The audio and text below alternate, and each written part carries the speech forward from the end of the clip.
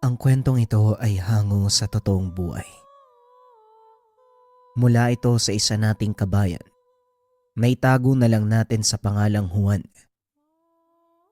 Taong 1990, Iligan.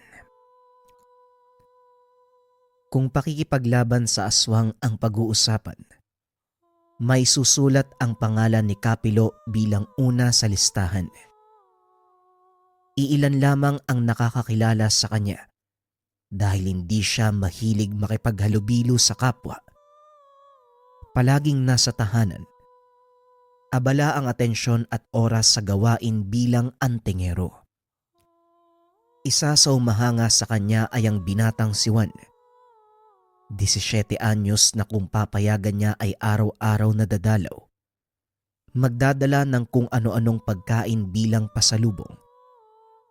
Pero dahil hindi sanay ang matanda, palagi niya itong tinataboy. Kapilo, magandang umaga po. May dala akong tinapay, kape, saka kaunting bigas. Pandagdag po sa pagkain nyo. Wika ni Juan. Gaano ba ako kahirap sa paningin mo, bata? Kahit wala akong trabaho, may kakarampot akong salapi pambili ng kakailanganin ko. Tugon ni Kapilo. Hindi naman po sa ganun, Kapilo.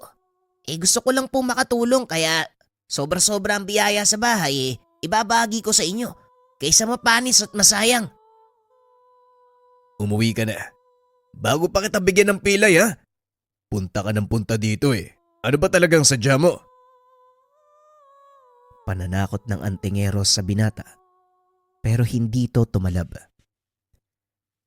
Gusto ko lang po kayong mas makilala. Ang sabi kasi ni tatay, isa kayong mahusay na pumapas lang ng aswang. Parang gusto ko rin pong maging katulad nyo eh. Ang astig-astig pakinggan. Hindi pagiging astig ang magkaroon ng ganitong buhay at tungkulin. Kamatayan ang nakabang sayo sa bawat hamon ng mga nilalang sa paligid. Kung ako lang ang masusunod, hindi ko hahayaang matuto ka ng lihim na karunungan. Ang lamya mong kumilos padalos-dalos, hindi ka rin nag-iisip. Unang sabak mo sa engkwentro, siguradong mamamatay ka. Aba, ayos ah. Ang sakit nyo naman pong magsalita, Manong. Hindi naman kagad-agad natututunan ng lahat ah. Hindi ba? At saka, ilalaban mo ba ang isang tao nang walang sapat na kaalaman? Hindi ka rin nag-iisip kung minsan eh. Aba, ikaw. Hoy, umuwi ka na. Bago kita gawing lumpo. Ang aga-aga, pinapainit mo ang ulo ko. Oho, dito ko na lang ilalagay yung mga dala ko. Magandang araw ho sa inyo. Sana masarap yung ulam nyo mamaya. Naiambalos na lamang ni Kapilo ang hawak na kahoy sa lupa. Hindi na bago sa kanya ang ganitong usapan nila ni Juan. Pero sa tuwing mangyayari, hindi maiwasang makaramdam ng pag-init ng ulo. Dahil na rin siguro na walang preno ang bibig nito. Bumalik na lamang siya sa pagsisibak ng kahoy. Ang buong akala niya magiging payapa ang susunod na sandali. Pero hindi nangyari dahil bumalik ang binata. May dalang balita na pumukaw ng kanyang atensyon. Kapilo! May aswang ako nakita dun oh! May aswang mo! Tulungan niyo ako! Wika ni Juan habang tumatakbo papalapit sa kanya. Anong aswang? Umagang-umaga may aswang?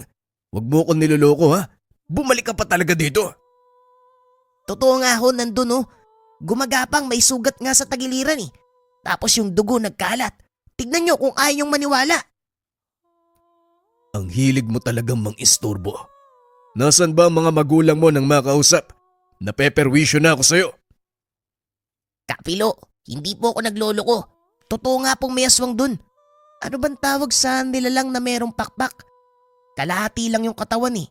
Tapos may mahabang buwagag yung buhok. May nakapalibot pa na halinghing. Tapos may mahabang kuko. Hindi ko lang nakita ang mukha eh kasi nakatalikod eh. Meron nga ho talaga. Halika kayo, tuturo ko sa inyo kung saan. Sa pagpupumilit ng binata, napapayag si Kapilo. Kinuha niya muna ang mga kagamitan. upang makasigurado kung sakaling may aswang. Pagdating sa bahagi ng kakahuyan kung saan nakita ni Juan ang sinasabing aswang, natawa si Kapilo. Anong nakakatawa, Kapilo? May aswang tapos tatawa-tawa ka pa. Hoy, kumusta animal? Inabutan ka na ng pagsikat ng araw. Anong nangyari? Sugatan ka ba? May nakalaban ka ano? Ayan kasi, mag-aasik kayo. Tapos kapag nagkaroon ng katapat, gagapang-gapang na lang. Nasaan yung kalahati mong katawan? Nasunog na ano? Wika ni Kapilo sa manananggal na dahan-dahang gumagapang. Hinugot niya ang itak at itinarak sa likuran nito. Hindi na nakakilos ang nilalang. Napaangil sa sobrang sakit. Tama na. Huwag ka nang tumakas dahil wala ka nang pupuntahan. Hindi mo nga alam kung nasan yung kalahati ng katawan mo eh. Kung ako sa'yo, sabihin mo na ang huli mong salita. Dahil sa susunod na sandali, sa impyerno ka na didilat. Kapilo, papatayin niyo po ba siya? Sigurado po ba kayo? Tanong ng binata. Lumingon si Kapilo sa kanya. Bakit may angal ka? O baka naman kilala mo yung aswang na to kaya ka nagtatanong? Hindi naman ho sa ganun. Nagtatanong lang ako kasi kung tutuluyan mo siya, alis na po ako. Ayoko pong makakita ng krimen. Anong krimen yung sinasabi mo? Pagpaparusa ang tawag dito. Ginawa mo pa akong kriminal. Umalis ka na nga. Sagabal ka lang sa gagawin ko eh. Nanahimik na lang si Juan. Si Kapilo naman ay pinuksa na ang aswang. Binuhusan niya ito ng langis. May sinambit pang orasyon. Tinuluyan ang nilalang gamit ang patalim. Ilang sandali pa ay hindi na ito gumagalaw. Habang sinusunog ang bangkay ng aswang, napalingon si Kapilo nang mapansing tila may nakatingin sa kanilang ginagawa. Masyadong masukal sa unahan kung kaya't hindi gaanong nakilala, pero alam niyang tao ito batay sa hubog ng katawan. Lalapitan sana upang masigurado subalit biglang nawala. Hindi na lang masyadong pinagtuunan ng pansin. Pagkatapos maging abo ng bangkay, bumalik na siya sa kanyang tahanan. Nagulat pa nang makitang nakasunod si Juan. Sa pagiging tutok sa nilalang, nakalimutan na meron palang kasama. Teka, hindi naman dito ang bahay mo ah. Bakit pumarito ka? Umuwi ka na. Mukhang wala akong matatapos sa trabaho sa'yo eh. Naiirita ako sa presensya mo eh. Grabe ka naman, Kapilo. Wala po kasing tao sa bahay kaya baka pwedeng dito na muna ako. Hindi naman ako maglilikot eh. Kung gusto mo, tulungan pa kita sa gawaing bahay o sa kahit anong ipapagawa mo. Dati gusto mong maging manunugis ng aswang. Ngayon naman, muchacho. Ano naman kayang papangarapin mo sa susunod? Ay nako, umuwi ka na lang ha. Wala akong pakialam kung may tao man sa bahay niyo o wala. Basta umalis ka na. Marami pa akong gagawin, kaya pakiusap lang umalis ka na. Lumakad na palayo si Juan. Hindi na rin nag-abala si Kapilo na ihatid ng tingin. Nagpatuloy na ito sa gawain. Sa kalagitnaan ay napatigil siya. Napaisip tungkol sa manananggal na nakita kanina. Binabagabag ang kanyang isipan kung sino ang nakaengkwentro nito. Kung isang antingero ang nakatapat niya, hindi siya makakatakas. Sa tingin ko, simpleng tao lang na dinampian ng kaunting swerte para mapuruan ng aswang. Pero kung ganun man, sana nakabalik siya dun sa katawan niya eh. Napailing na lamang si Kapilo sa kakaisip. Hindi pa rin mapakali sa bagay na ito. Lumakad siya. Binalikan kung saan natagpuan ng aswang at naganap ng bakas. Sakto namang pagkarating doon, muling nakasalubong si Juan. Tumatakbo habang binabaybay ang daan patungo sa kanyang bahay. Ito talagang batang to. Babalik na naman sa bahay. Napakatigas ng ulo. Kapilo, mabuti nandito kayo. Saan po kayo pupunta?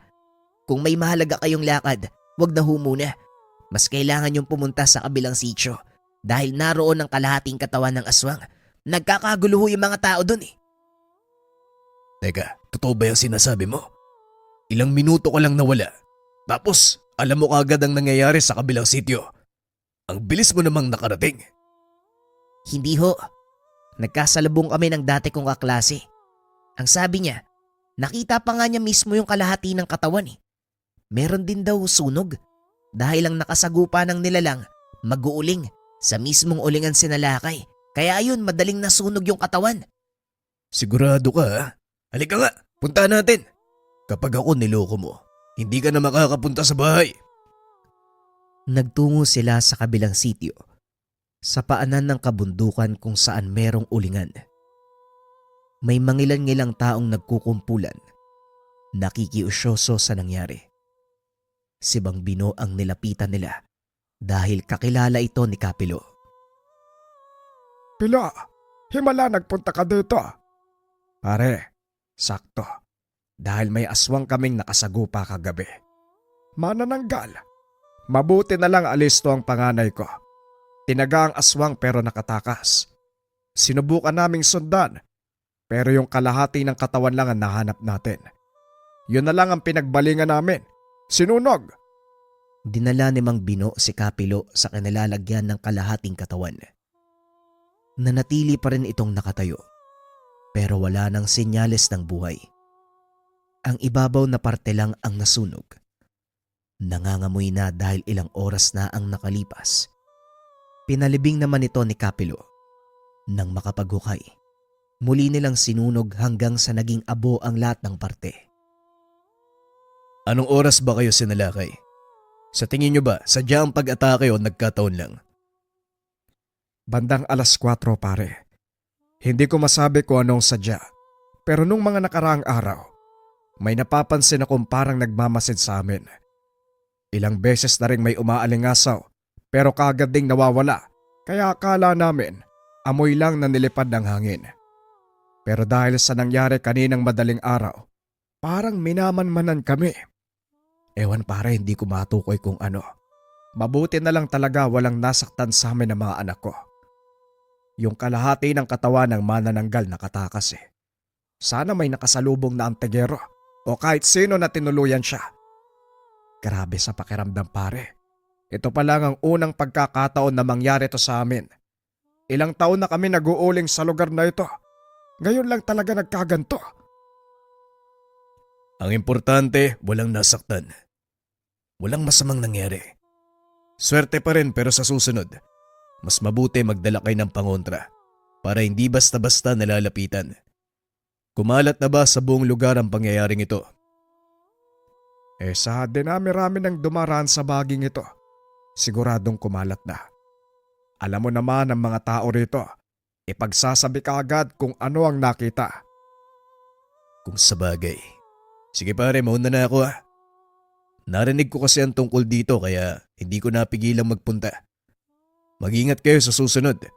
Saka pare, huwag na masyadong magtagal sa lugar na ito. Hindi natin alam baka may kasama pang nilalang na yan.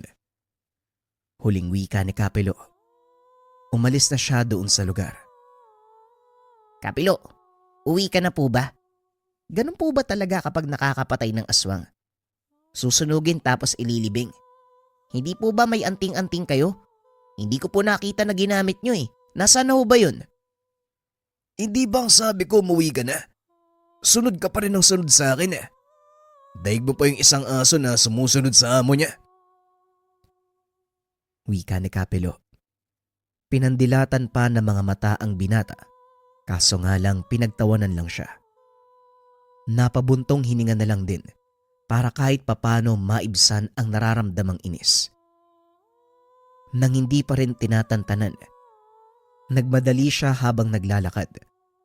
Para iwasan sana pero sabay pa rin silang nakarating sa bahay. Hinayaan na lang niya ito dahil kung papansinin, mas lalong tataas ang presyon ng kanyang dugo. Lumipas ang oras. Hindi na namalaya ng matanda na gabi na. Nabuhos ang atensyon sa pagpapakain ng dasal ng kanyang tangan na talisman. Paglabas niya para sana sindihan ng mga tuyong dahon, nagulat siya nang makitang naroon si Juan at nagwawalis. Ang batang to talaga. Hoy, hindi ka ba uwi? Gabi na, baka hinahanap ka ng mga magulang mo. Ay nako, kapag ako ang napagbuntungan ng galit ng nanay at tatay mo, malilintikan ka rin sa akin. Madadamay pa ako eh. Itigil mo na nga yung pagwawalis. Hindi mo ba alam na bawal yan paggabi? Wag ho kayong mag-alala. Umuwi ho sila nanay sa malayong probinsya, kaya walang magagalit. At saka, nabuburyo ko kapag mag-isa eh. Dito may kasama ako. Ikaw. Ewan ko sa'yo. Halika nga sa loob. Sumabay ka na sa akin maghapunan. Sa tahanan niya pinatuloy ang binata. Wala itong balak na umuwi. Napagod na kakasaway si Kapilo. Walang pinagbago ang binata. Napakadaldal at maraming tanong. Kaunti na lang. Isipin kong babae yung nasa kaluluwa mo eh. Tapos nakulong sa katawan ng lalaki. Napakadaldal mo. Ngayon lang ako nakasalamuhan ng lalaki. Masyadong madaldal. Pinaglihi ka ata sa puwet ng manok eh. Hindi ka po nagkamali ah. Yan po yung sabi ni nanay. Sa puwet ako ng manok pinaglihi. Ganun ba? Mabuti sa kadaldalan gumana. Hindi sa muka. Grabe naman yan. Kapilo, namimiyasa ka na ah. Kalabisan na yan. Bilisan mo sa pagkain. Pagkatapos hugasan mo yung pinagkainan. Sa sala ka na lang din matulog. Isa lang ang kwarto sa bahay na to. Bukas sa bukas pagkagising ko dapat umuwi ka na. Baka kung ano pa yung isipin ng mga tao kapag nalamang nandito ko eh. Pakiusap huwag ka nang bumalik. Hindi kita kadugo. Hindi kita kaano-ano. Nang mga sumunod na sandali, nakaiga na sila at tanda na sa pagtulog. Malalim na ang gabi. Tanging kuliglig na lamang ang maririnig. Kaso nga lang biglang pumaibabaw ang ingay ng pagaspas ng pakpak. Sinundan ng pag-alingasaw ng matinding amoy. Kagad bumangon si Kapilo. Hinugot mula sa ilalim ng higaan ng patalim at saka nakiramdam sa paligid. Nang masiguradong aswang nga, dahan-dahan siyang lumabas. Saktong nakita ang nilalang bago lumipad palayo. Napadaan nga lang ba? O ako talaga ang sadya? Sinundan niya ang aswang. Mabilis itong lumipad kung kaya't hindi na naabutan. Pero bilang manunugis ng aswang, nakagawa ng paraan. Hinanap ang kaputol na katawan. Sinuot niya ang kakawyan. Nakailang ikot at sinuyod maging ang kasulok-sulukang bahagi. Sa kalagitnaan ng paghahanap, napalingon siya nang mapansing merong nakasunod. Sinubukan niyang baliwalain, pero kahit saan siya magpunta ay naroon pa rin. Nakakapagtaka dahil walang umaalingasaw na amoy. Hindi rin nagbigay ng senyales ang kanyang tangan. Napapaisip siya kung sino ang nakasunod dahil hindi naman aswang. Upang malaman, inunahan niya sa paghuli. Ganun na lamang ang pagkagulat nang makita si Juan. Talagang nakasunod ka pa? Bakit hindi ka nagsasalita? Akala ko tuloy kung sino yung sumusunod sa akin. Bakit ka ba nandito? Gusto ko lang pong makita kung paano kayo manugis eh. Napansin ko rin po yung aswang nung nasa bahay pa tayo. Nakita ko na lumabas kayo kaya sumunod ako. Ano po, nakita nyo na ba? Hindi. At mukhang hindi ko talaga makikita dahil nanggugulo ka na naman. Ayaw mo talaga akong tantanan no? Pinatuloy ka na sa bahay. Nangungulit ka pa. Malay nyo po, makatulong ako. Ano po ba yung hahanapin yung kaputol na katawan? Maghiwalay po tayo, doon ka tapos doon ako. Paunahan tayo sa paghanap. Wika ni Juan. Ibinida pa ang dalang flashlight. Meron din siyang dalang patalim sa kabilang kamay. Napapailing na lamang si Kapilo. Hinayaan na lang niya ito at nagpatuloy sa paghanap. Hindi naman nagtagal natunton ang pinagtataguan sa pinakamasukal na bahagi malapit sa kawayanan. Nandilim ang kanyang paningin sa mga bitukang hindi matigil sa paggalaw. Bago pa man niya mahugot ang bote ng dalang langis, nagulat siya dahil binudburan nito ng asin ni Juan. Tignan natin kung mabubuhay ka pa. Ayan, mahigit 1 kilo ng asin niyang dala ko. Aba kang bata. Lagyan mo rin siguro ng betchin, paminta, luya, sibuyas. Tapos maggisa ka. Pinangungunahan mo ko eh. Hindi basta ubra ang asin, lalo na't walang orasyon. Ang bagal niyo po kasi. Paano kung makabalik yung kaputol niyan? Eh di mapapalaban pa. Ito na lang ang dalihin natin. Tumabi ka nga. Doon ka sa gilid, manood ka lang. Hindi yung nangingialam ka. Santissima. Tumabi si Juan. Pinanood si Kapilo na buhusan ng langis ang kaputol na katawan. Sinindihan, nagsambit ng orasyon. Kaso nga lang nang magliyab ang kalahati ng katawan, dumating ang nilalang. Naging alisto naman sila. Inihanda ang patalim upang may panlaban. Rumekta kay Kapilo ang atake ng nilalang. Dahil madilim, natamaan siya at ilang beses na natumba. Si Juan ay hindi mapakali sa pangyayari. Nakisali na at ginawa ang lahat ng makakaya upang mataga ang halimaw.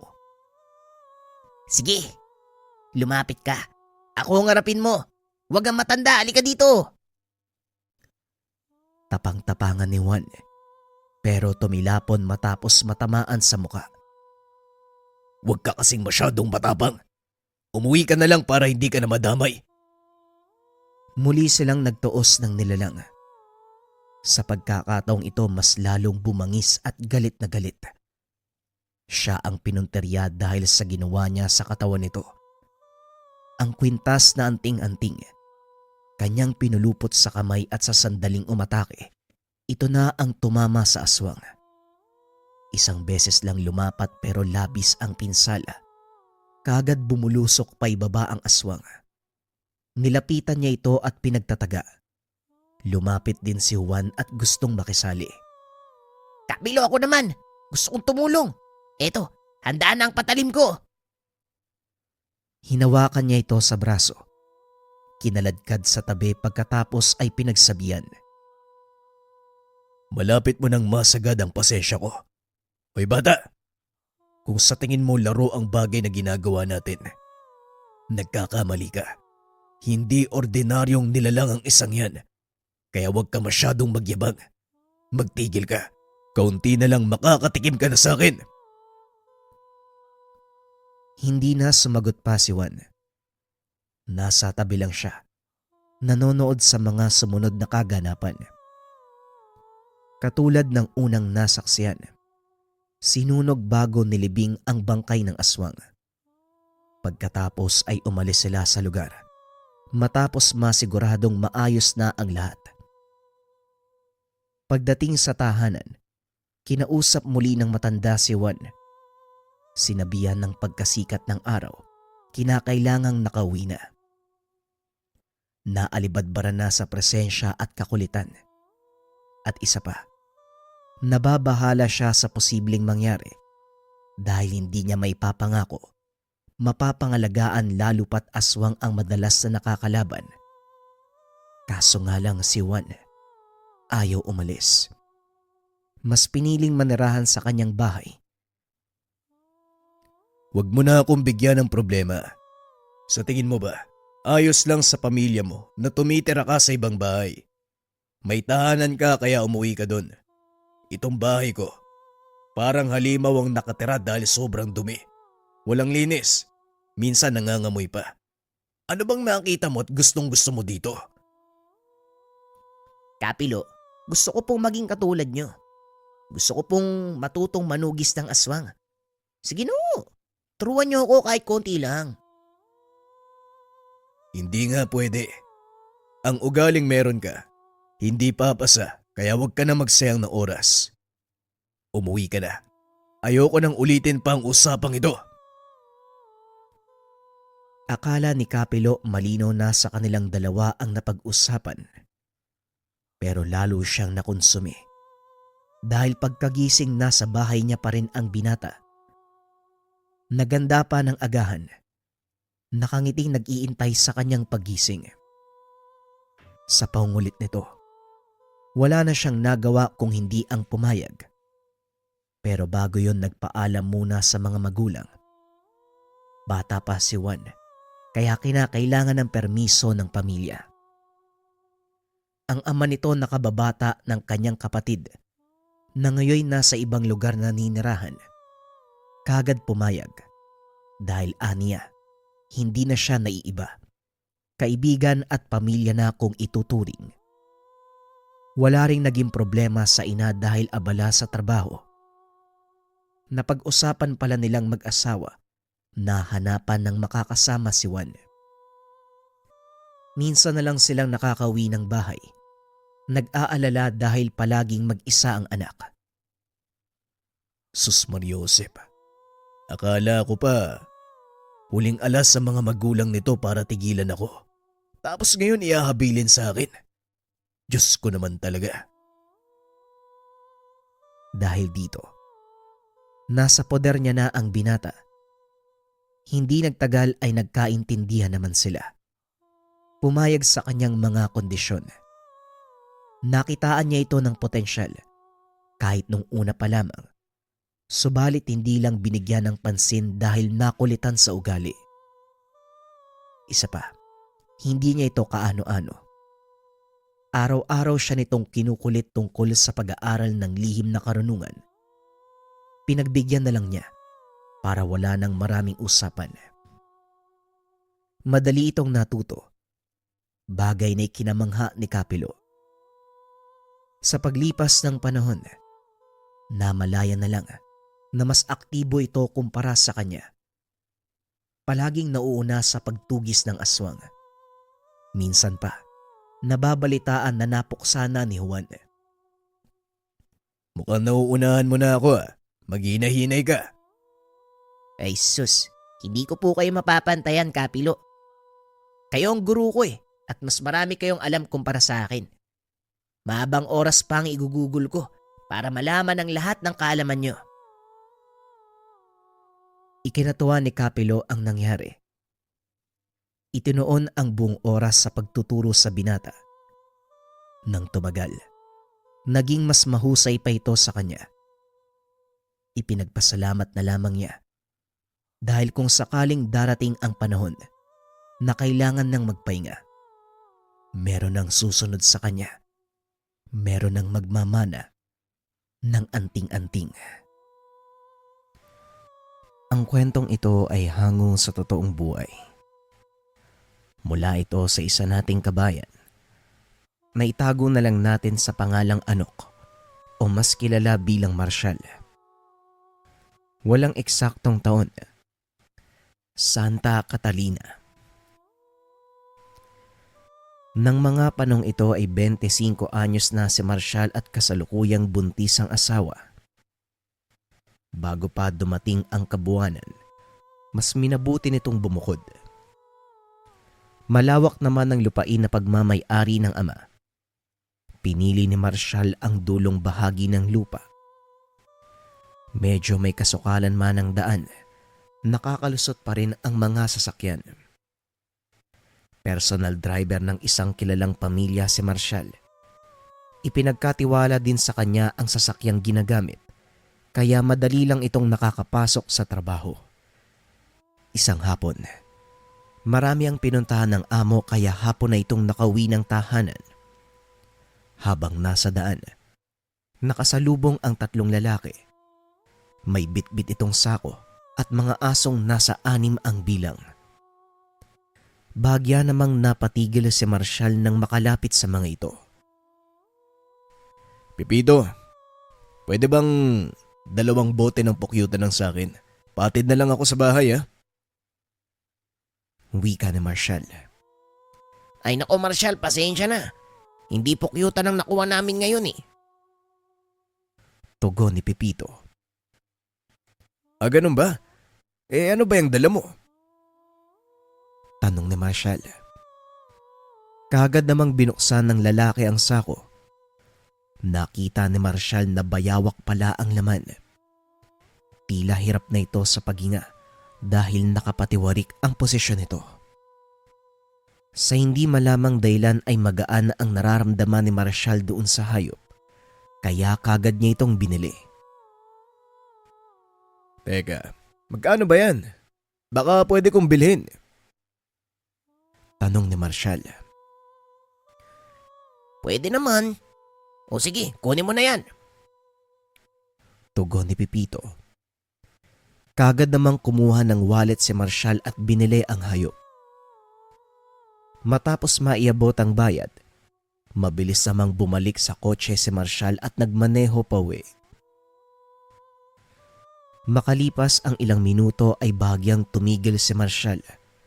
Naroon siya sa tabi ng ilog upang pakawala ng bayawak. Pagbukas nito ng sako, dali-dali namang inalis ni Marshall ang tali sa mga paa nito. Kaso nga lang labis na nasakta ng hayop. Halos hindi na makagalaw. Hanggang sa nagulat si Marshall at tila napaluha ang bayawak. Gamit ang huso, dahan-dahang inilapit ng bayawak ang bato kay Marshall. Kagad itong pinulot ng binata. Kahit may malapot pang likido na nakabalot sa bato. Baliwala ito kay Marshall at mabilis niyang inilagay sa bulsa. Matapos niyang makuha ang bato, dali-daling tumakbo ang bayawak papunta sa ilog. Labis man ang pagtataka. Hindi na ito pinagtuunan ng pansin ni Marshall.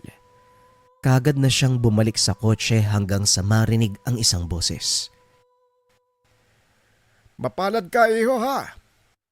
Ikaw ang nakakuha.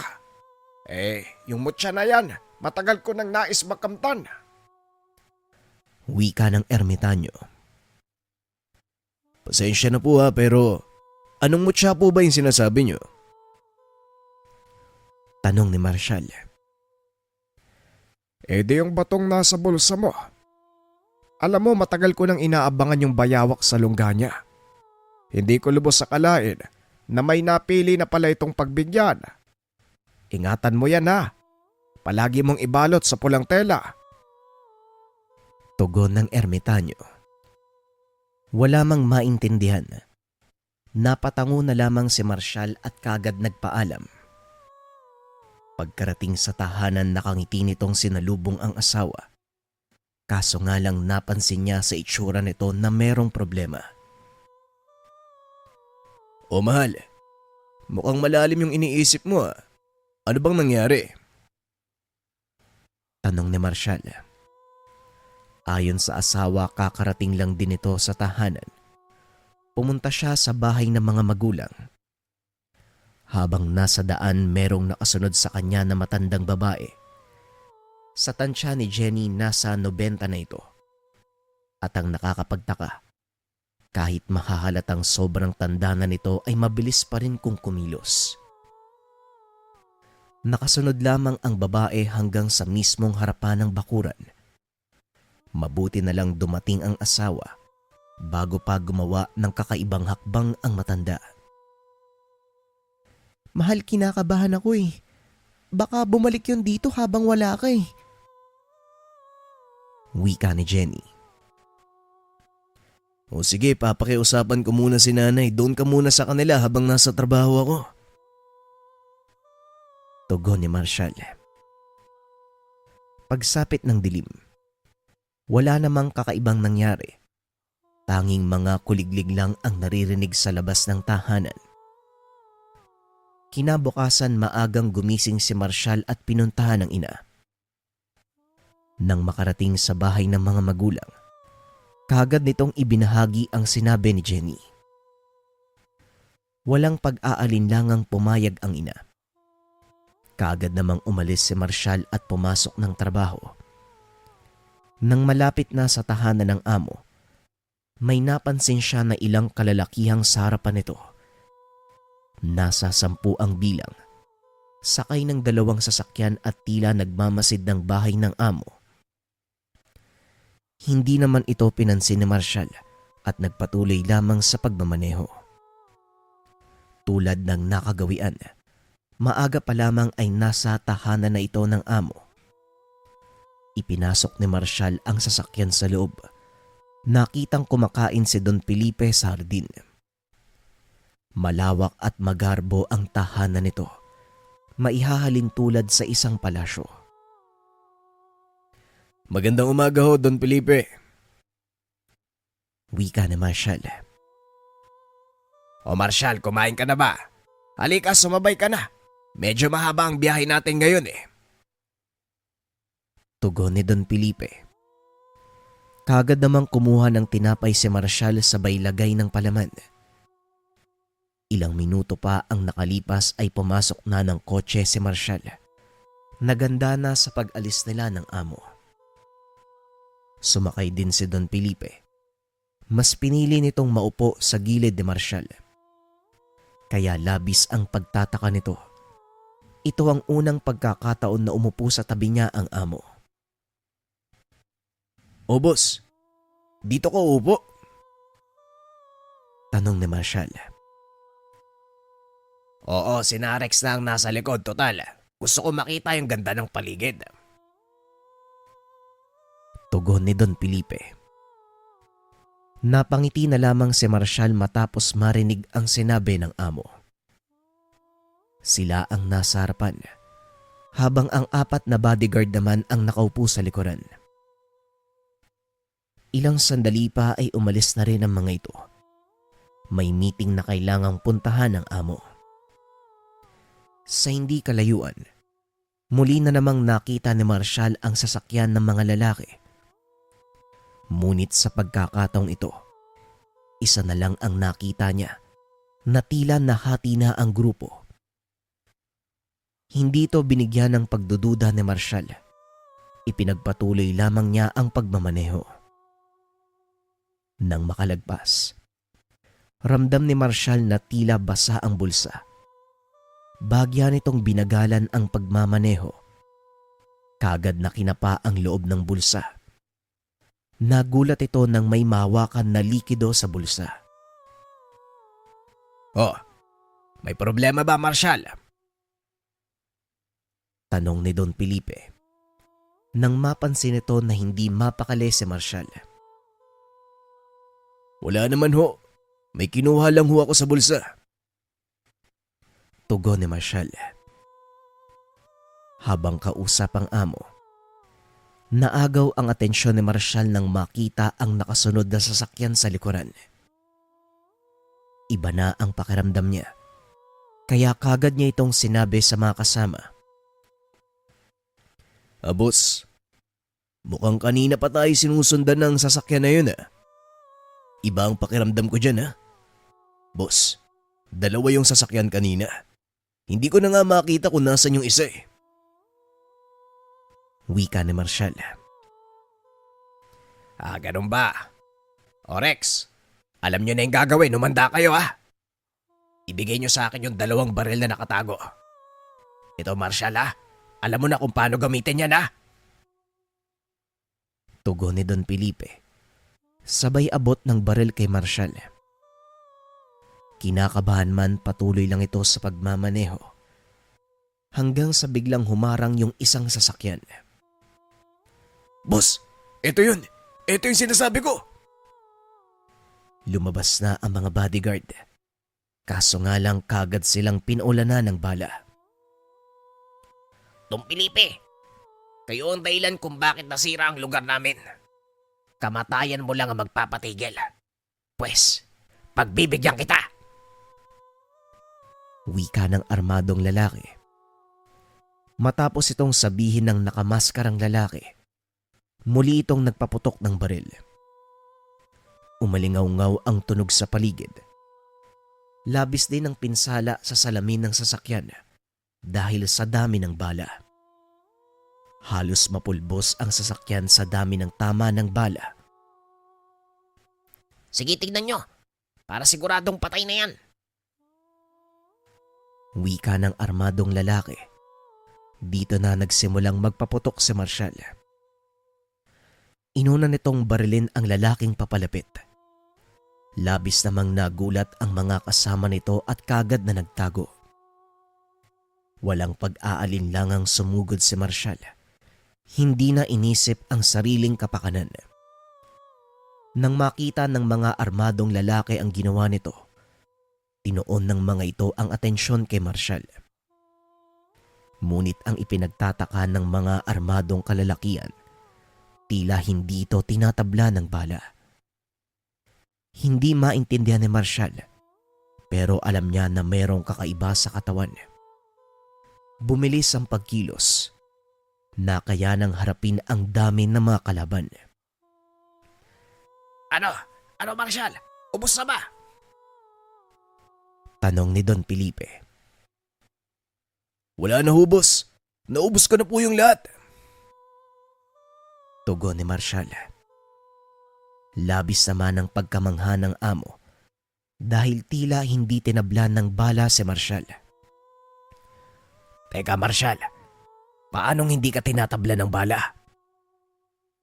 Tanong ni Don Felipe. Hindi ko rin alam, boss eh. Wala akong ideya sa mga nangyayari. Tugon ni Marshall. Ilang minutong nakatulala ang amo. Tinignan nitong mabuti ang suot ni Marshall. Hindi pa rin makapaniwala sa mga nangyayari. Ngunit sa dami ng balang tumama sa kotse, hindi na nakaligtas ang 4 na bodyguard. Pagkarating ng mga pulis, minabuti ng mga ito na hindi pa alam na buhay pa si Don Felipe. Matapos ng kaganapan bilang pagpapasalamat, binigyan ni Don Felipe ng kaunting salapi si Marshall. Ayaw man itong tanggapin ngunit dahil mapilit, tinanggap na lamang ito ni Marshall. Hindi naman may pagkakailang kailangan din niya ng pera para sa nalalapit na panganganak ni Jenny. Gamit ang isa pang kotse ng amo, maaga siyang umuwi at nagpunta sa tahanan ng ina. Habang nasa daan, may nakita itong pamilyar na mukha mula sa malayo. Nang makalapit kagad niyang nakilala kung sino ito. O tatang, saan po kayo pupunta? Baka gusto niyo pong sumabay. Tanong ni Marshall. Diyan lang naman ako sa unang bahagi ng ilog. Pero ikaw talaga ang pinunta ko dito. Tugon ng ermitanyo. Ako? Bakit naman ho? Muling tanong ni Marshall. Ayon sa kaibigan ko, nakipaglaban ka sa mga armadong lalaki, hindi ba? Naubos mo sila. Pero hindi ka pa rin absuelto, iho. Wika ng ermitanyo. Teka, pinagtanggol ko lang naman ho yung sarili ko. Kaya malabong makulong ako. Tugon ni Marshall. Hindi naman yan ang ibig kong sabihin. Basta ang maipapayo ko sa'yo, palagi kang maging handa. Tugon ng ermitanyo. Matapos ang maikling usapan ng dalawa, kagad nang dumiretso si Marshall papunta sa tahanan ng ina. Nang makarating, kapansin-pansin ang nakaharang sa bintana at pintuan. Nay, Jenny, bakit naman nakasara lahat dito? Matapos marinig ang boses ni Marshall, kagad silang nagbukas ng pintuan. Paglabas ni Jenny, kagad niyang niyakap ang asawa. Oh, ano ba nangyari? Tanong ni Marshall. Ngunit hindi kagad nakapagsalita ang asawa. Ilang sandali pa lumabas ang ina habang bitbit ang isang makabuhay. Wala dito ang tatay mo. Nasa bundok at hindi pa nakakauwi. Kanina pa merong umaaligid na malaking aso dito sa bahay. Wika ng ina. Dagdag pa nito. Kaninang umaga nang umalis ang ama papunta sa bukid, bigla namang may kumatok sa pintuan. Hindi naman ito kagad binuksan ng ina. Napagpa siyang silipin ang siwang sa pintuan hanggang sa nakita nito ang matandang babae na inilarawan ni Jenny. Napakabaho ng amoy nito. Tila pinaghalong lansa ng isda at baho ng imbornal.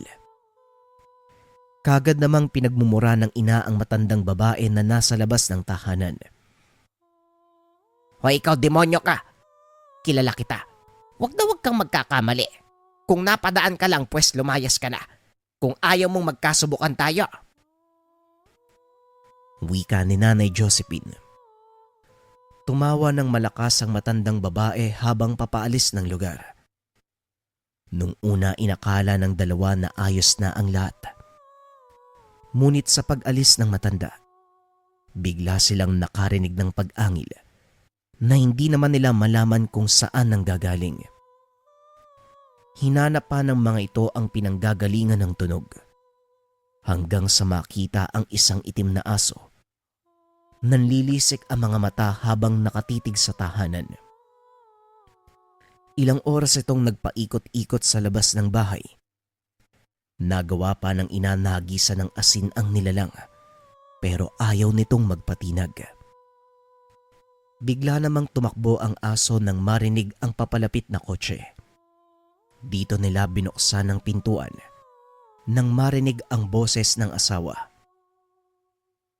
Teka, napaaga ata yung uwi nyo. Anong nangyari? Tanong ni Jenny. Hindi na tinago pa ni Marshall ang naganap. Ibinahagi niya ang lahat sa asawa.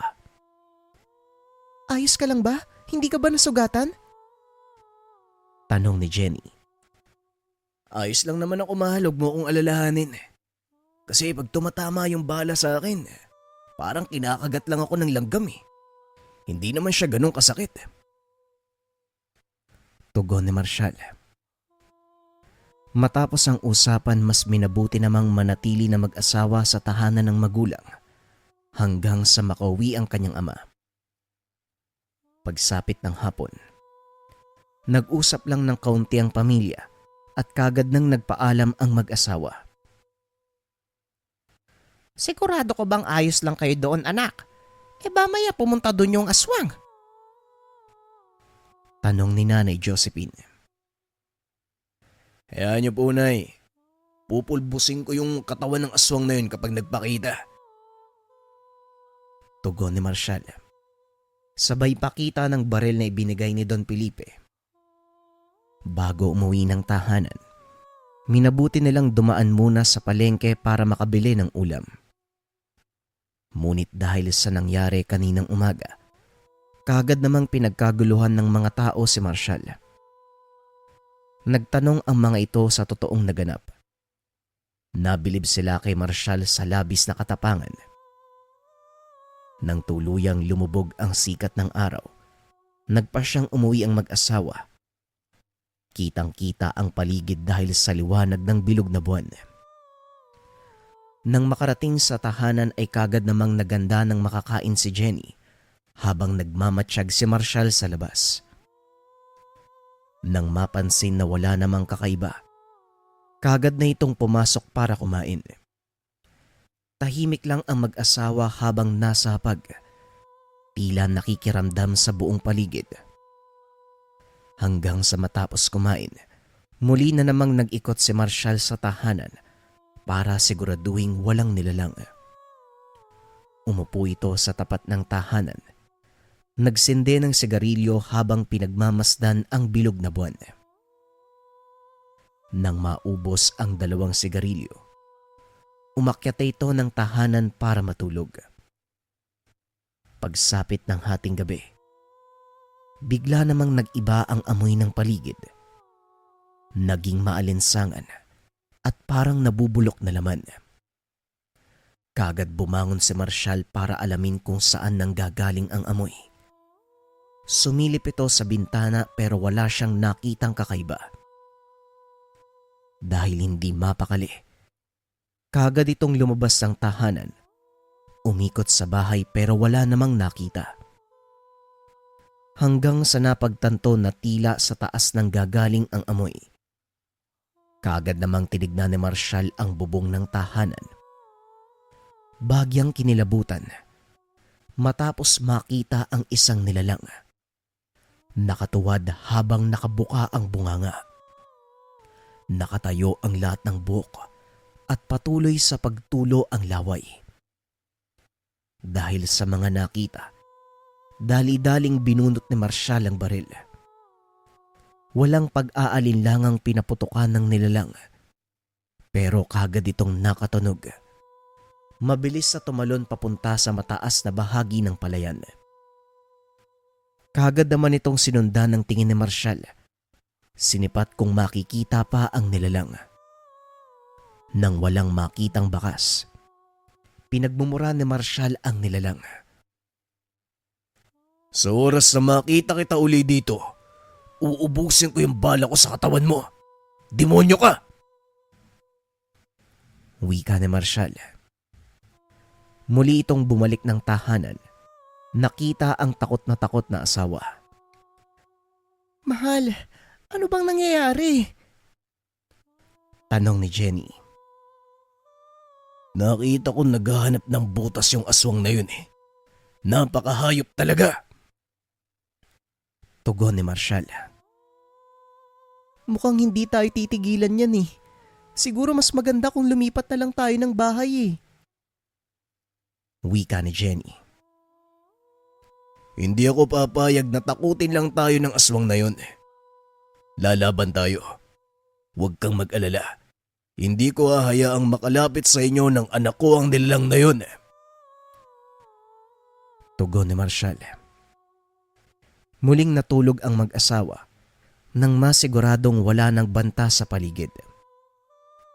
Kinaumagahan, nakita ni Jenny na nagkakape si Marshall. O mahal, wala ka bang pasok ngayon? Tanong ng asawa. Sa ngayon wala pa pero bukas baka pumasok na ako. Magpupunta ng Amerika si Don Felipe. Tugon ni Marshall. Naku, paano yan? Di wala ka ng trabaho. Muling tanong ni Jenny.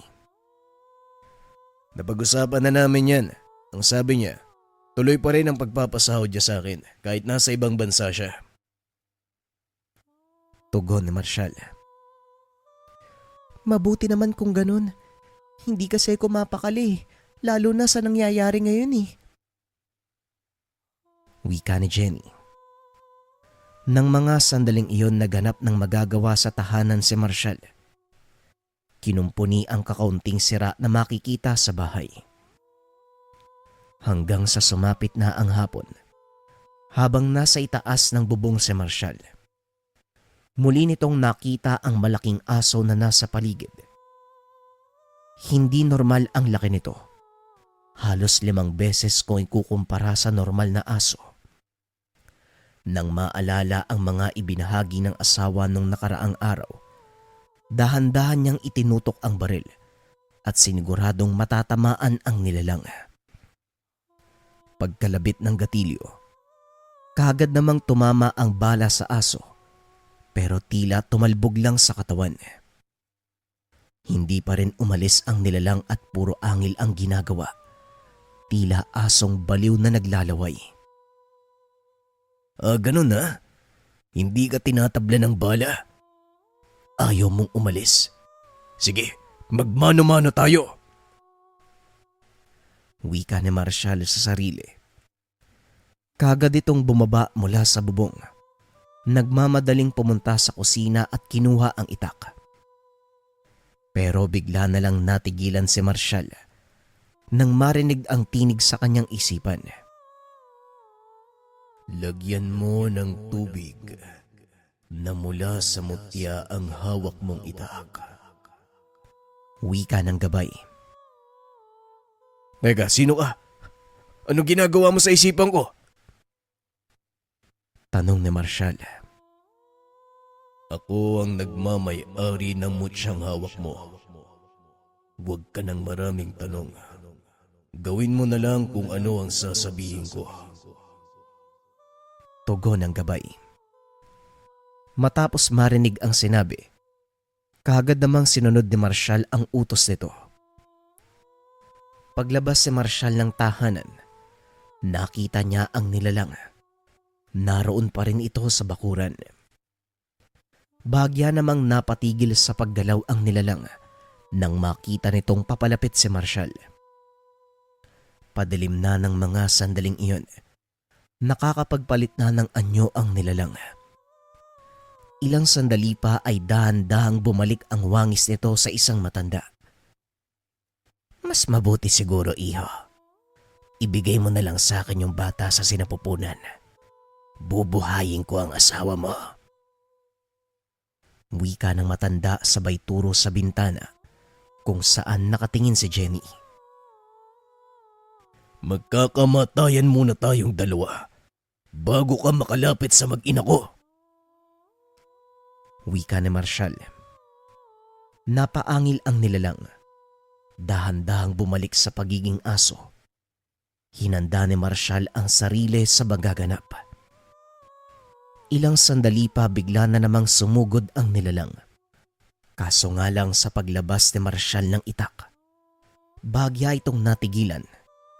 Tila ba nakaramdam ng panganib. Dahil sa ginawa nito, umabante na si Marshall at sinalubong ang nilalang. Mabilis namang nakaiwas ang nilalang nang magkaroon nito ng pagkakataong umatake. Kaagad nitong kinagat ang paa ng binata. Pero hindi inaasahan ng nilalang na walang epekto ang gagawin niya. Makapalang kabal ni Marshall dahil sa tulong ng mutya. Bahagya itong dumistansya. Madilim na ang paligid ng mga oras na yun. Bumalik sa pagiging tao ang nilalang. Nilagyan ng kamay ng sariling laway.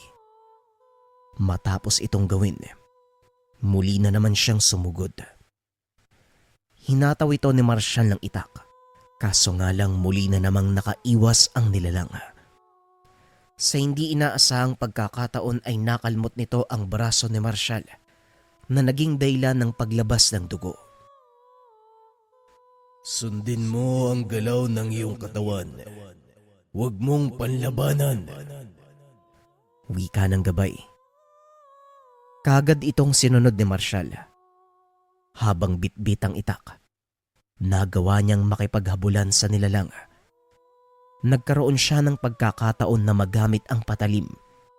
Kaagad niyang hiniwa ang paa ng matanda. Napatigil ang nilalang, pero hindi na nagpaawat pa si Marshall. Sa ganitong paraan, nagawa niyang masugatan ang iba't ibang parte ng katawan ng aswang. Ilang sandali pa ang lumipas. Tumalon ang nilalang sa itaas ng puno. Tuluyan ang umalis sa lugar. Hahabulin pa sana ito ni Marshall. Kaso nga lang muling nagsalita ang gabay. Huwag mo nang sundan. Hindi na rin magtatagal ang buhay ng isang yon. Mamamatay siya sa lasong nakalagay sa itak mo. Pero huwag kang magpapakampante. Sa oras na magkaroon ka ng koneksyon sa mga nilalang, hinding-hindi ka na nila titigilan. Wika ng gabay. Teka, tao ka ba? Nasaan ka ba? Tanong ni Marshall. Bagyang napatras ang binata nang makita ang totoong anyo ng gabay. Malaki ang pangangatawan nito. Mahaba at makapalang buntot. Tila kawangis ng tao kapag nakatayo. Ang mukha niya ay mula sa bayawak. Sobrang kapal ng balat. Panay din ang paglabas ng dila katulad ng ahas. Ako ang tagapagbantay ng mutya. Napili kita bilang tagapangalaga dahil busilak ang iyong kalooban. Wika ng gabay. Napatulala si Marshall matapos marinig ang mga ibinahagi ng gabay. Matapos nun ay kagad itong naglaho. Nang makabalik sa loob ng tahanan, labis naman ang pag-aalala ng asawa. Nilapitan nito si Marshall at niyakap. Pagsapit ng hating gabi, wala nang kakaiba. Pero hindi pa rin ito nagpakampante. Hanggang sa pagsapit ng umaga, Malalim na ang mga mata ni Marshall dahil wala pang tulog. Matapos mag-agahan, hinatid niya ang asawa sa tahanan ng mga magulang bago siya pumasok sa trabaho. Pagkarating niya sa bahay ni Don Felipe, nakita niya itong abala sa telepono. Bigla namang ibinaba ng amo ang telepono matapos makitang papalapit si Marshall. O Marshall, samahan mo ako mag-agahan. Sumunod ka sa akin doon sa kusina. Wika ni Don Felipe. Tumango na lamang si Marshall bilang pagsang-ayon. Habang papunta sa kusina, pansin ni Don Felipe ang puyat na mukha ni Marshall. Mukhang hindi ka nakatulog ng maayos May problema ba? Nang marinig ang tanong ni Don Felipe, walang pag-aalinlangang ibinahagi ni Marshall ang lahat ng nangyari sa kanyang pamilya. Totoo pala ang mga nilalang na yan, ano? Kung ganon, maaari kayong manatili dito sa bahay ko. Doon kayo sa may kabilang bahay. Total, wala namang gumagamit nun. Kayo na din ang bahalang mag-alaga sa buong mansyon. Huwag kang mag-alala. Dadagdagan ko ang sahod mo. Wika ni Don Felipe. Sigurado ho kayo, boss? Kung sakali, lilipat po kami dito pagkatapos manganak ng asawa ko. Tugon ni Marshall. Walang problema kung yan ang nais mo. Basta isipin nyo na lang, kayo din ang nagmamay-ari ng buong lugar habang nasa ibang bansa kami ng pamilya ko. Tugon ni Don Felipe. Hindi naman nag-alinlangang tanggapin ng alok ng amo. Matapos silang mag-agahan, kaagad hinatid ni Marshall si Don Felipe sa paliparan. Hinayaan ni Don Felipe na gamitin ni Marshall ang kotse para makatulong sa pang-araw-araw. Kaagad nitong sinundo ang asawa. Muling dumaan ng palengke para bumili ng makakain. Nang makarating sa bayan, mas minabuting iwanan ng buntis na asawa sa loob ng sasakyan. Habang nasa palengke, bahagyang napatigil sa paglalakad nang makabangga ang isang lalaki. May kalakihan ng pangangatawan nito. Kapansin-pansin din ang ilan pang kalalakihang nakatitig sa kanila. Tila nag-aantay lang ng kaunting pagkakamali. Handa nilang pagtulungan na gulpihin si Marshall. Di ba ikaw si Marshall? Yung taong umubos sa grupo ng mga rebelde? Tanong ng lalaki. Hindi naman kumibo si Marshall dahil ramdam nito ang panganib. Huwag kang magpakampante Pero siguraduhin mong maging masaya ka na sa mga huling araw ng buhay mo. Wika ng lalaki. Naantala naman ang tensyon nang lumapit si Pipito sa kanila. Marshall, kailangan mo pa rin ba ng pukyutan? May dala kami ngayon, Baka gusto mong bumili. Tanong ni Pipito habang lumalapit sa kanila. Hindi naman nagpahalata ang lalaki. Dahan-dahang nilisan ang lugar. O Pipito, ilang bote ba ang dala nyo? Tanong ni Marshall. 5 bote.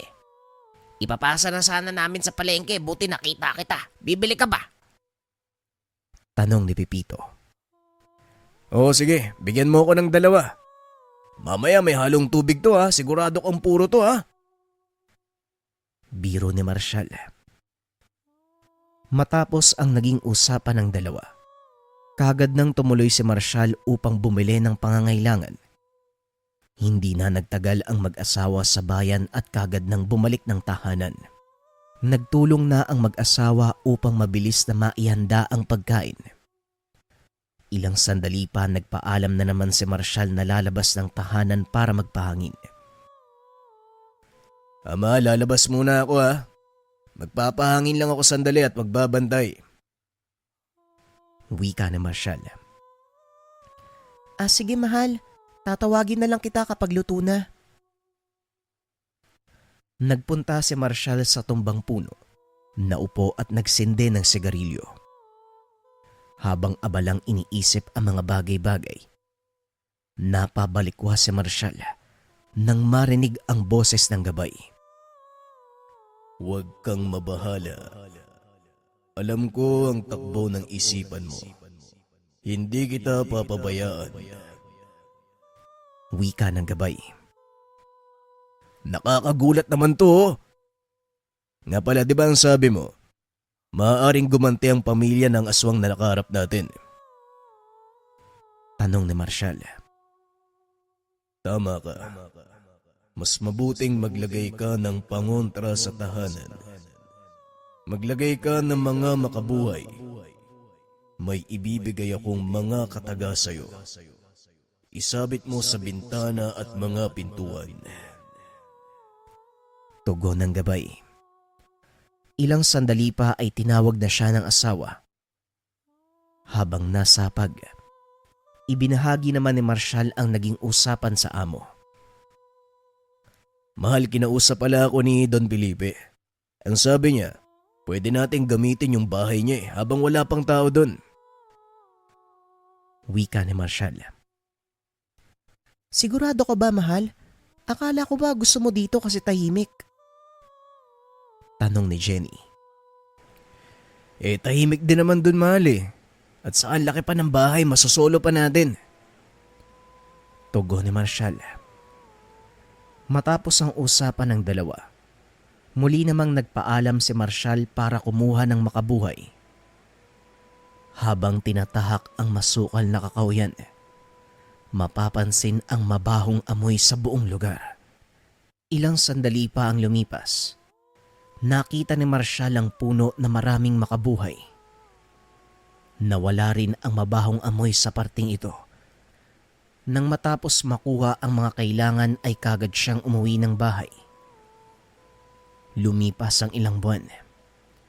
Wala namang nagparamdam na kahit ano. Pabalik-balik din si Marshall sa bahay ng amo para mapanatiling malinis ang tahanan.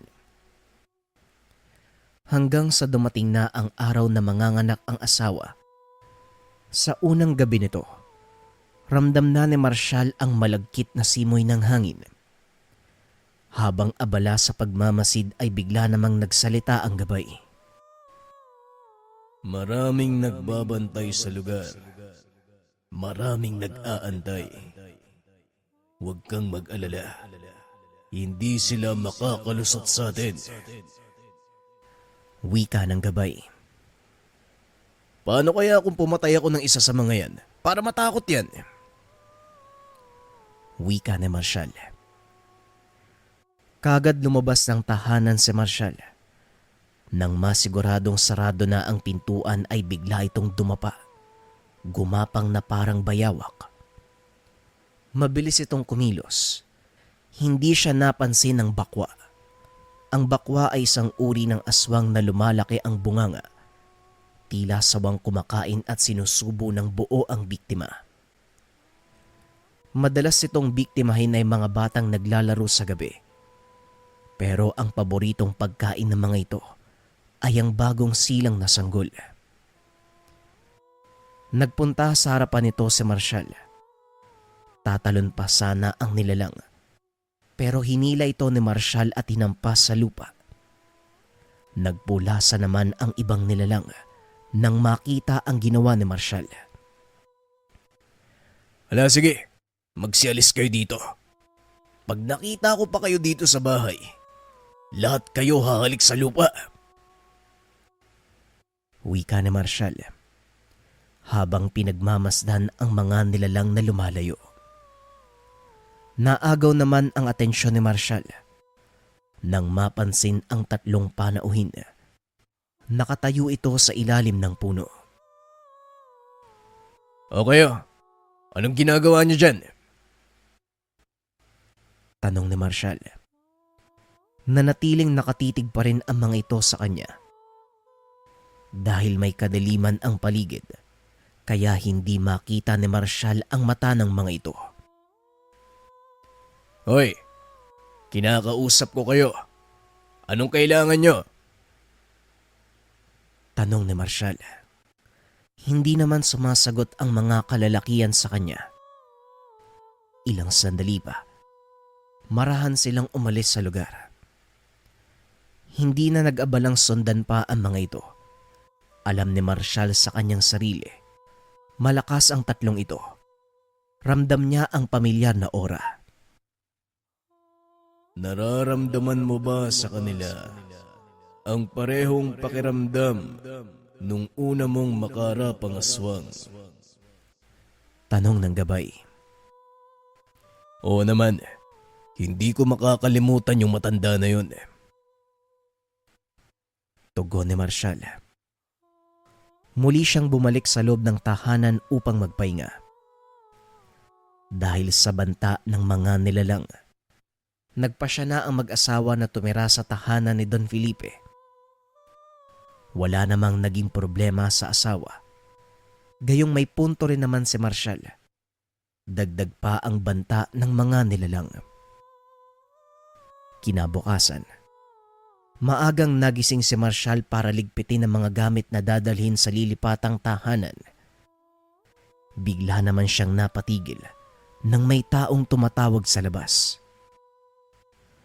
Tao po! Tao po! May tao ho ba dyan? Wika ng matanda habang sumisipat sa pintuan at bintana ng bahay. O tatang, kayo ho pala. Anong sadya niyo? Tanong ni Marshall. Ayoko sanang makialam pero alam kong maraming nilalangan nagbabanta sa inyong dalawa. Tugon ng matanda. Nararamdaman nyo rin po pala. Pero aalis na po muna kami dito. Pansamantala kami mananatili sa ibang lugar. Tugon ni Marshall. Kung inaakala niyong makakalayo kayo sa mga nilalang na yon, pues nagkakamali ka. Hanggat hindi kayo nakakalipat ng ibang isla, matutuntun pa rin nila ang kinaroroonan nyo. Tugon ng ermitanyo. Wala namang kaming balak na tumakas. Kung gusto nila ng patayan, ibibigay ko yun sa kanila. Alis na rin kami, Manong, baka gusto nyong sumama dun. Wika ni Marshall.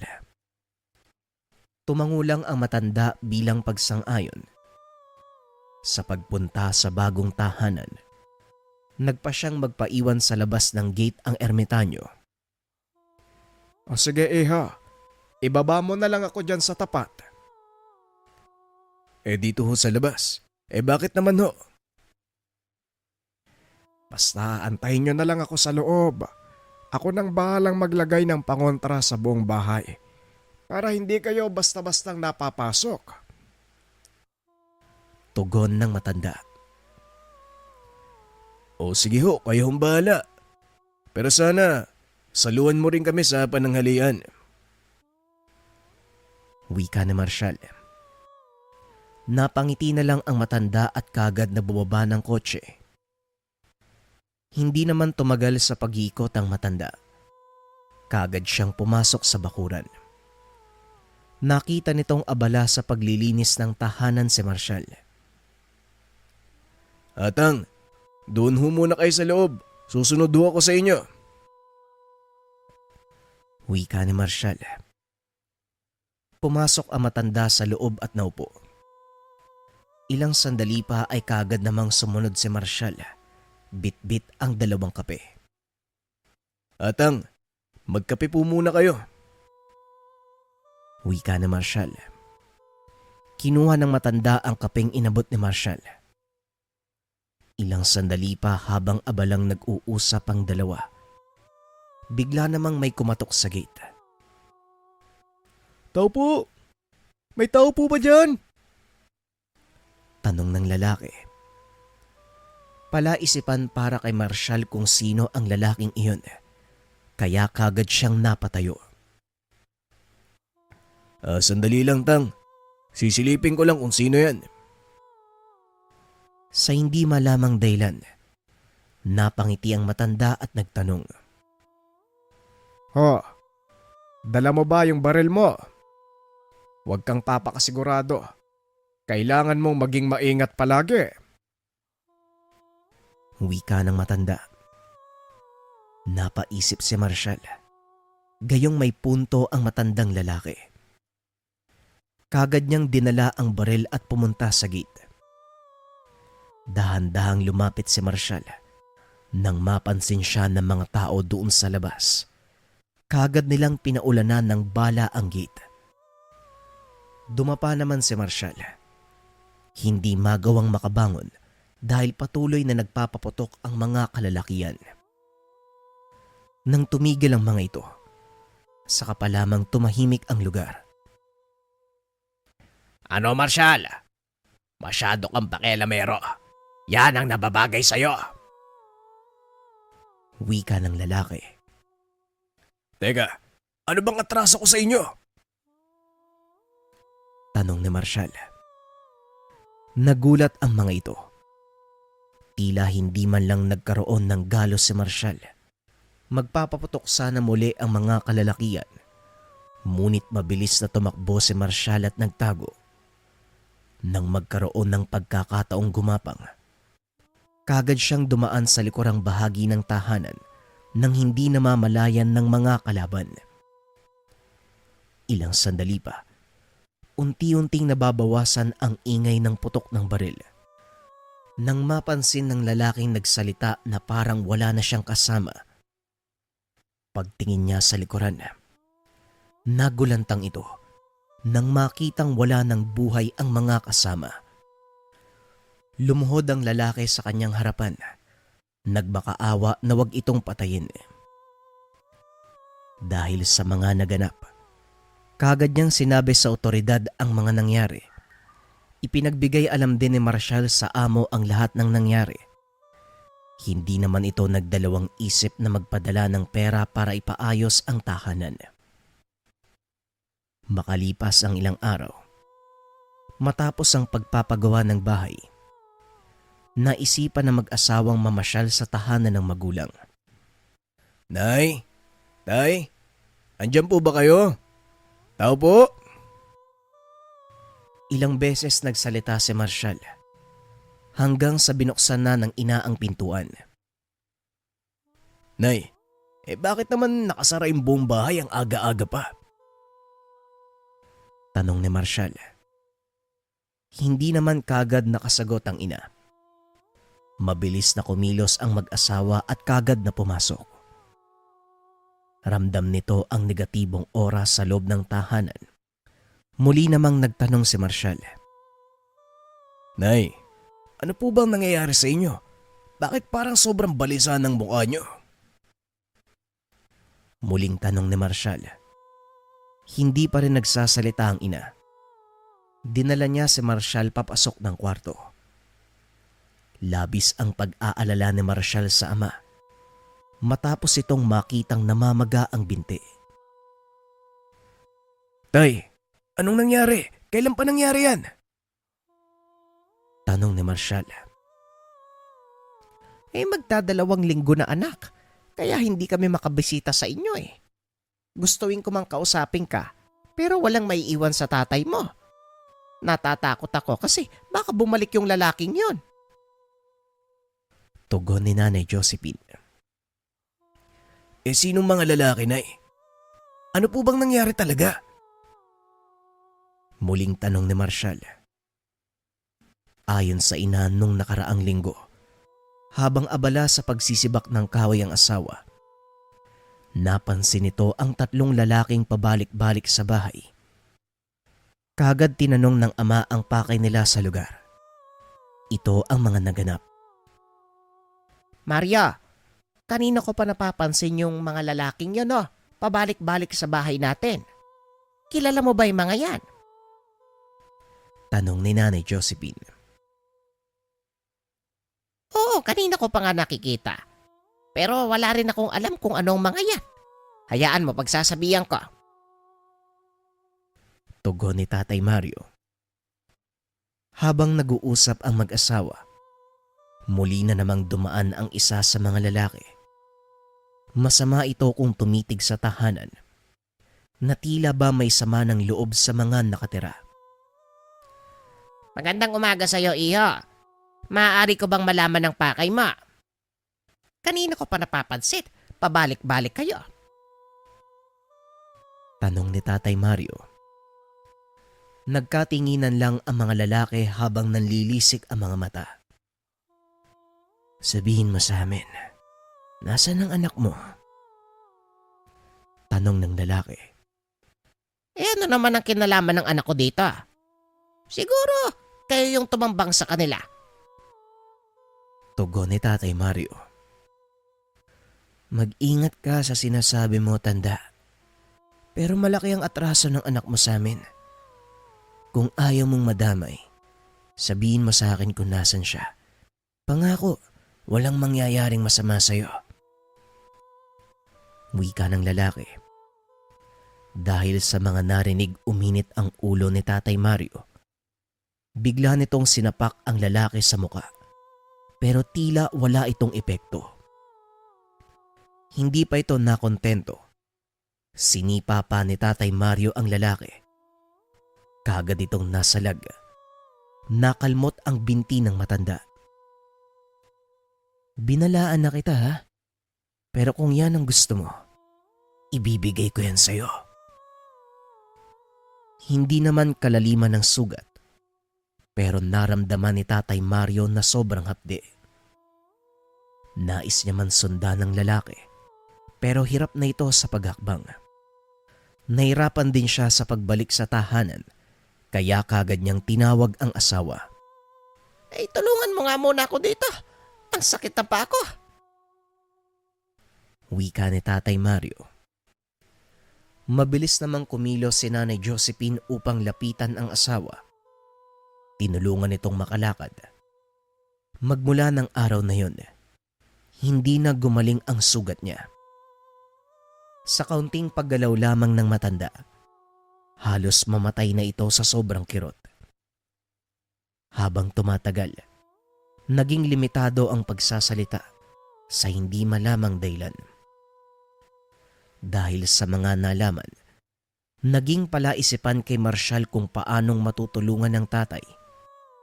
Bahagya namang nagulat si Marshall nang marinig ang tinig ng gabay.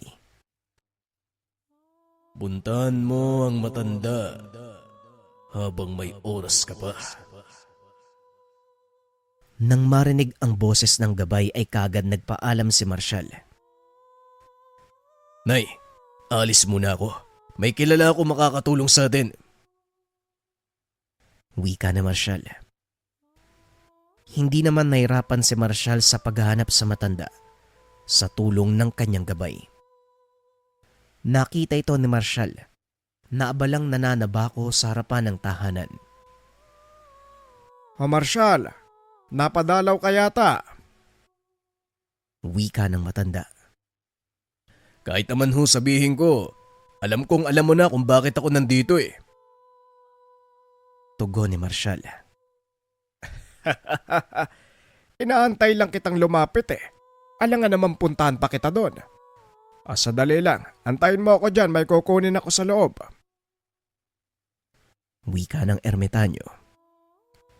Hindi nagtagal kagad nang tinahak ng dalawa ang bahay. Malapit nang magdilim ng mga oras na yun. Inutusan ng matanda si Marshall na manatili sa labas.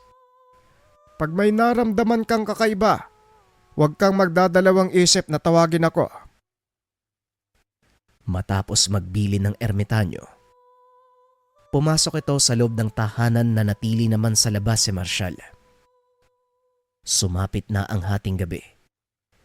Hindi maalis ang pag-aalala sa ama. Nararamdaman niya ang sakit sa tuwing sumisigaw ang ama.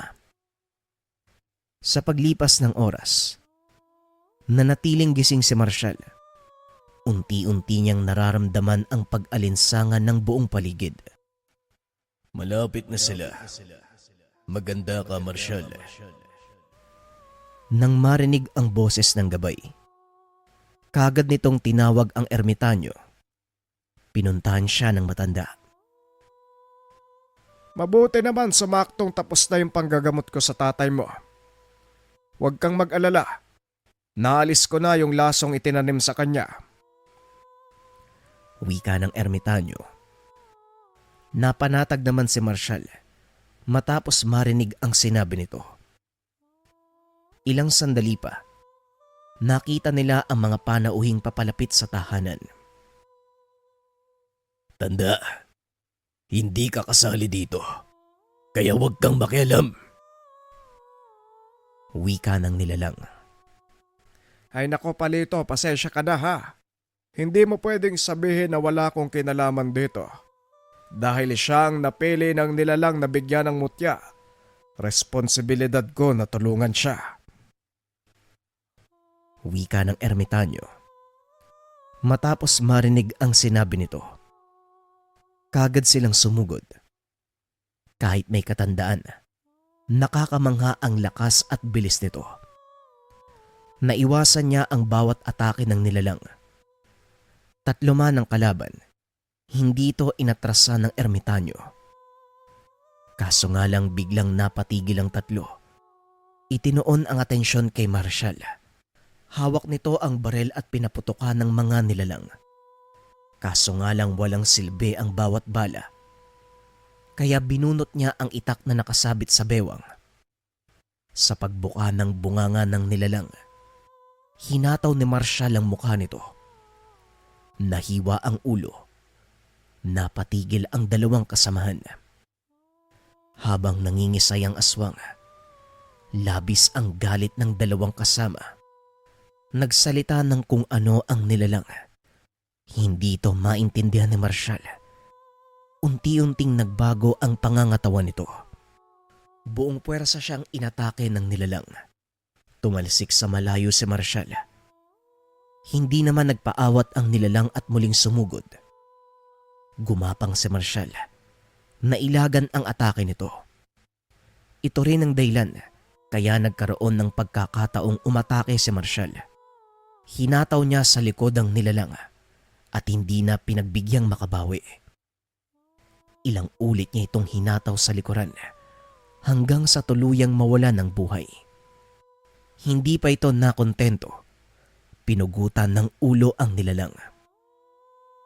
Matapos nun, nagulat si Marshall dahil hinagis din ng ermitanyo ang isa pang ulo ng aswang. Sa pagkakaalam ko pa naman, malakas ang lahi ng mga yan. Pero pipitsugin lang pala. Ay nako, akala ko banta na. Pampakondisyon lang pala. Makampante ka na iho. Magaling na ang tatay mo. At wala na rin maghangas na patayin ang pamilya mo. Sa hindi malamang dahilan, dahan-dahang nilamon ng lupa ang katawan ng mga nilalang. Hindi na rin nagtagal ang matanda sa lugar. Kagad na itong nagpaalam. Sa paglipas ng panahon, naging mahaba pa ang buhay ng mga magulang. Nabiyayaan pa sila ng 3 pang anak. Matapos ang nangyari, wala nang naging balita si Marshall sa ermitanyong tumulong sa kanya. Ni minsan, hindi na ito muli pang nakita. Ngunit malaki ang pagpapasalamat ni Marshall. Kung hindi dahil sa ermitanyong iyon, at kung hindi dahil sa kanyang gabay, malamang wala na ang kanyang pamilya. Malaki ang kanyang pasasalamat nang dahil sa nakuha niya na bertud ng bayawak.